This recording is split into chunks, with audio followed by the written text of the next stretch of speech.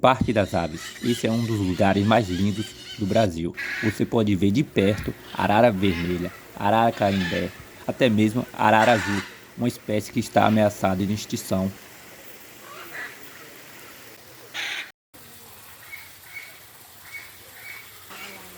E olha, aqui também tem até alguns papagaios. É um lugar lindo. E se você gostou do vídeo, não se esqueça de deixar seu pássaro like.